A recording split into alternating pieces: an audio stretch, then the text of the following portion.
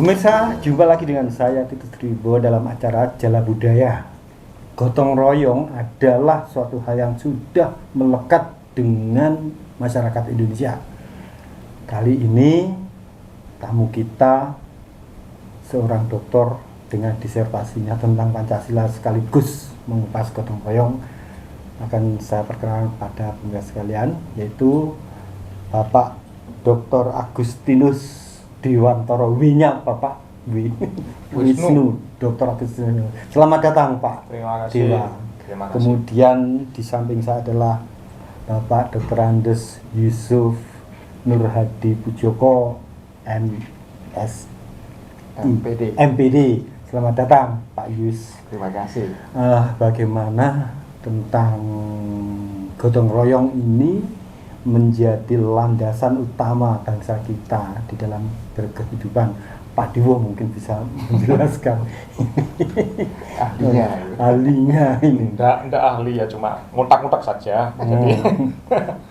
Jadi begini, itu awal kenapa saya menulis itu ya memang karena dulu kita kan berdiskusi mengenai banyak filosofi, ada banyak filosofi di dunia. Ada Marxisme, ada eksistensialisme, ada macam-macam isme-isme di dunia.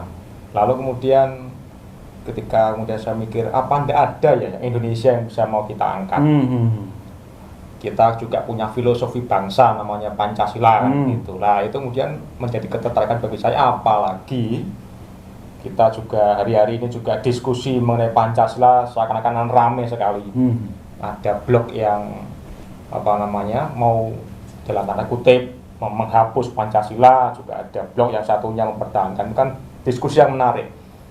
Maka kemudian saya mencoba mencari lebih lanjut, lalu apakah itu Pancasila?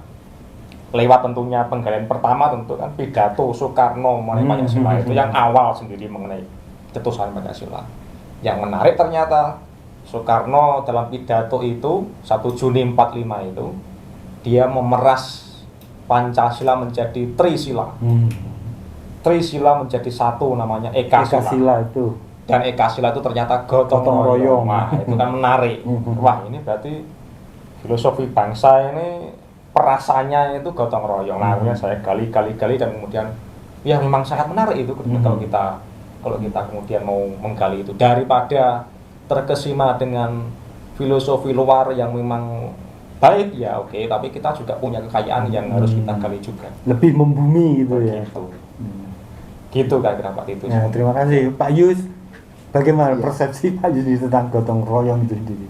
Kalau menurut definisi bahasa Indonesia, gotong royong itu bekerja bersama, bekerja bersama. Hanya subjeknya itu belum kelihatan apakah manusia atau binatang yang bekerja bersama. Tapi dari Pak Dewo dengan memeras ini, saya tertarik ketika bicara bahwa ini adalah boleh dikatakan menjadi spiritualitasnya bangsa Indonesia. Jadi kekuatan yang memberi dorongan. Mengapa sih ada semangat 45 ya? Itu karena ya memang keguyupan, kebersamaan bangsa Indonesia ini mau berkembang untuk membangun bangsa ini berdasarkan saripati itu. Sehingga gotong royong yang menjadi boleh dikatakan kekuatan yang diambil oleh founding father kita Pak Soekarno untuk membangun bangsa Indonesia ini. Saya kira Bung Karno memilih ini atau memberikan pengajaran ini bukan tanpa alasan, karena dia sudah melihat bahwa bangsa Indonesia itu mempunyai suatu kekhasan yang khas ini memang diangkat waktu itu. Bapak Dewo di zaman modern mengangkat itu menjadi sebuah kajian yang ilmiah pada saat ini, sehingga menarik untuk kita lihat. Sehingga ketika kita ngomong gotong royong itu bisa tidak aus zaman. Jadi zamannya dulu, zaman sekarang, dan zaman yang akan datang, saya kira gotong royong ini akan tetap menjadi filosofi kita dan bisa kita kembangkan di mana-mana, dan itu milik kita. Nggak usah Pak import isme-isme dari luar, tapi inilah kekuatan yang ada di Indonesia. bahkan seringkali kan mencontohkan semut ya. Ya, gotong royongnya semut. Lawang Indonesia tuh punya manusia, apa yang dicontohkan semut. Lawang Indonesia sendiri sudah punya filosofi itu gitu. Jadi ketika kita membayangkan semut yang gotong royong seperti itu, apakah Indonesia tidak, bangsa Indonesia, manusia Indonesia tidak seperti itu? Mungkin lebih juga. Saya kira itu, Pak. Terima kasih Pak Yus. Tadi dikatakan Pak Yus gotong royong itu tak lapuk oleh hujan, tak lekang oleh panas. Gimana Pak Dewo? Sekarang sedang lapuk ini, Pak. Oh, segitu ya. Aduh, gimana? Monggo dilanjutkan. Ya, itu juga yang menjadi alasan saya untuk menerapkan ini, karena saya mencurigai ini kira-kira kok sudah lapuk ini. Gitu ya. Maka perlu di-refresh lagi. Indikasinya apa? Ini globalisasi begitu melanda di mana-mana. Orang menjadi makin individual. Oh gitu. Di mana? Ya coba sekarang orang di mana-mana. Coba di berbagai RT RW apakah masih ada kerja bakti? Kalau ada pun juga tidak seperti dulu kan. Iya. Gugur gunung begitu juga tradisi yang baik-baik kemudian ya makin lama makin menghilang juga. Siskamling. Sekarang kan makin enak yang bayar satpam selesai.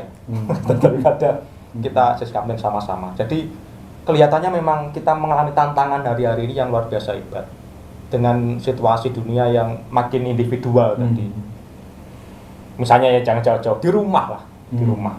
Harusnya bapak, ibu, anak ngumpul bersama gitu, makan bareng, gotong royong di rumah. Masing-masing paling pegang HP-nya masing-masing.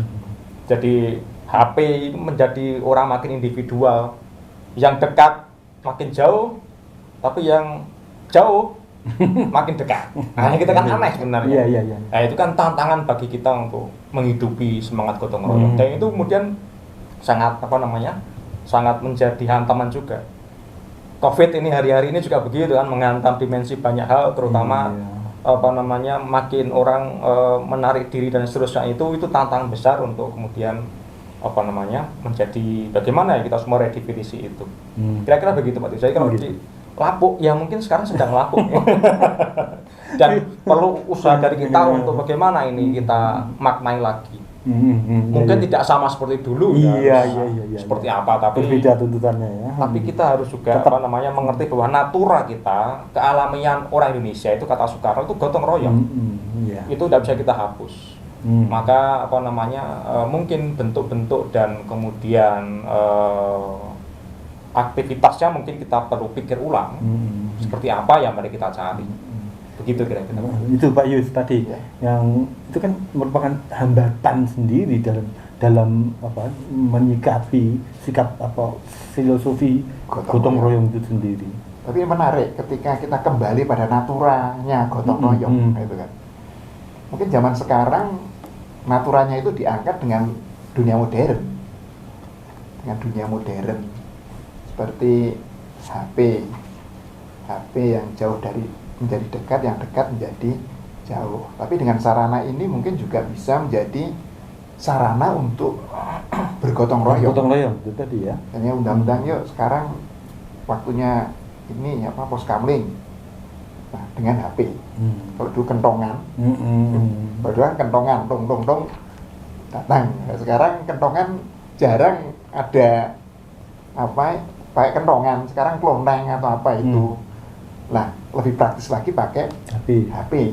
Sehingga teknologi saya kira tidak membuyarkan naturanya gotong royong. Kalau lapuk mungkin, maka justru sekarang bagaimana supaya gotong royong tidak lapuk.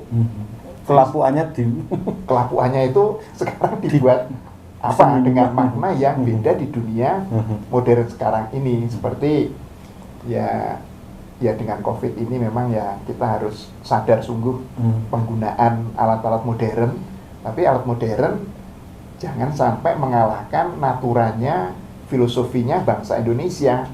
Karena nyatanya dengan pandemi ini ternyata juga banyak orang peduli. Peduli terhadap sesamanya yang ada di seputaran. Dan itu ketika kita mengundang untuk peduli, itu tidak lagi dengan undangan atau apa, tapi WA, Instagram membuat ini dan sebagainya. Akhirnya orang dengan sukarela berbondong-bondong misalnya membawa barang yang memang mau sumbangan kepada orang yang membutuhkan, itu tidak lagi pakai kentongan, tidak pakai, tapi pakai alat-alat teknologi, sehingga alat teknologi ini bisa membantu atau bisa, kalau bahasa Jawanya ngoleni ya, supaya nggak lapuk lah. Jadi kita tetap kembali pada naturanya gotong royong. Oh, ini kerjasama yang harus dikembangkan terus sampai nanti. Dan kayaknya kok nggak bisa hilang gitu. Makanya ada kegiatan sosial, bahkan ada menterinya, menteri sosial. Gunanya untuk apa ya? Untuk supaya tetap gotong royong lah bangsa Indonesia ini ya. Dan apalagi menteri sosial yang baru, yang baru diharapkan ya itu. Karena saya kira juga Pak Presiden itu melihat ini ya, melihat naturanya gotong royong, maka butuhlah yang namanya orang yang pegang soal sosial. Kan sosial itu akan ya otomatis orang gotong royong itu komunitasnya komunitas sosial. Gotong royong. Kalau dulu kan gotong royong dulu kan seperti pindah rumah, gotong bareng pindah rumah. Terus sekarang pindah beton. Itu kan nggak mungkin. Dulu kan rumah itu hanya di atas apa itu nggak ada beton semua ya gedek ya, digotong di desa. Zaman kecilan saya masih ingat bagaimana orang gotong rumah itu dipindahkan bersama-sama ke tempat yang lain tanpa ngubah. Ini ya sekarang coba beton digotong, nggak bisa. Tapi kan dengan model yang lain, dengan model yang lain gotong royong tetap berjalan di masyarakat kita. Saya kira ini Pak Titus ya, cukup menarik. Sehingga lapuknya gotong royong itu disiasati dengan makna yang tetap naturanya gotong royong itu apa? Bekerja bersama-sama, saling guyup dan sebagainya. Saya kira ini. Gimana Pak Dewo? Pak Yus tadi. Betul, itu yang juga kemudian saya katakan. Maka kita perlu pemaknaan ulang. Bentuknya mungkin nggak seperti dulu. Tantang kita jelas ya, makin individual, makin macam-macam. Dan tadi sudah saya jelaskan juga, Pak Nur juga menjelaskan tadi. Dan betul itu. Maka harus kita maknai ulang bagaimana kita menyikapi itu, supaya kemudian filosofi bangsa, semangat bangsa ini tidak kemudian kalah oleh hal-hal kayak begituan. Tadi misalnya soal teknologi, yang namanya teknologi kan bermata dua. Itu bisa menjadi malaikat, juga bisa jadi setan sekaligus. Ya, seperti pisau itu juga bermata dua. Artinya pisau itu berguna bagi manusia untuk misalnya untuk memotong daging, untuk kemudian mengupas mangga, berguna bagi kita. Tapi pisau itu kalau kita salah menggunakan bisa menjadi alat untuk membunuh orang gitu loh. Seperti HP dan macam-macam, internet, sosmed gitu-gitu. Itu bermata dua juga. Artinya itu bisa kita buat untuk kebaikan. Maka tadi saya katakan memaknanya seperti itu. Mungkin dengan alat komunikasi itu kita bisa gunakan untuk menggalang dukungan dari teman-teman, karya bersama lewat semacam itu, bakti sosial lewat media-media semacam itu baik. Itu yang mau saya arahkan. Tapi ingat, kalau kita tidak kuat di situ juga bisa jadi setan. Di mana HP bisa menjadi ajang perselingkuhan, bisa menjadi ajang ngerasan-rasan, kan begitu-begitu. Artinya memang kita hoax, betul itu betul. Dan itu merusak gotong royong juga. Mana hoax itu disebarkan begitu massal dan kemudian orang terhasut, lalu kohesi bersama menjadi rusak dan seterusnya. Maka dengan demikian kita tadi saya katakan perlu mencari pemaknaan baru dan bentuk-bentuk baru di era-era yang dewasa ini seperti, dan mungkin dulu tidak pernah kita pikirkan, di mana kemajuan teknologi begitu besar. Sekarang dengan internet begitu luar biasa dan seterusnya itu. Bahkan sekarang belajar tidak perlu lagi ke sekolah, di rumah juga bisa dan seterusnya itu, dan macam-macam. Maka ini tantangan besar bagi kita, bagaimana kita setia menghidupi semangat awal bangsa kita untuk guyup bersama ini di tengah tantangan yang begitu hebat. Saya kira begitu, Pak. Iya. Tadi kata kuncinya tuh mencari apa? Tadi terakhir tadi semangat untuk tetap pada menjaga nilai-nilai gotong royong itu. Tapi baik, nanti kita akan lanjutkan pada sesi kedua. Pemirsa tetap di dalam acara Jala Budaya. Kami akan hadir sesaat lagi.